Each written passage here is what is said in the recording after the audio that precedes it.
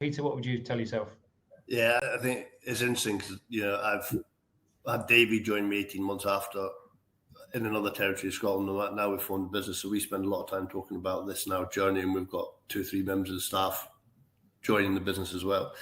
I think the first thing I'd give anybody who's thinking about joining any small business, and it's odd because we're a sales business, but see, if you don't have the passion and hunger to go out and actually sell, then it's the wrong place for you. You need to be able to actually get that hunger to get up in the morning and go and knock on doors and kiss frogs and get rejection.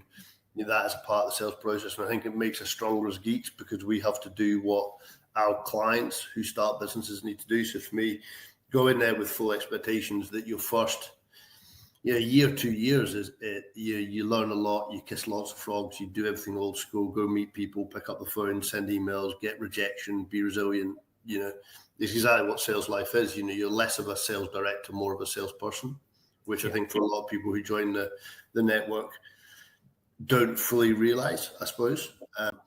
And if you get that people who love the hunger of just closing a deal, then you'll love what you do. And then I'd totally reiterate with Lisa, your ICP is so key.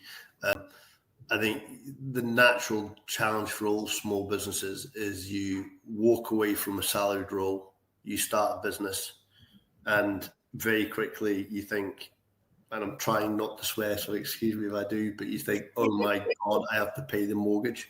In my world, it was a lot stronger than that, but you literally got to that point where one day you think, I'm going to pay mortgage. That's it. I started, I signed a contract right on my second daughter's birth. We had no savings. We just moved house. So I needed to pay bills pretty quickly.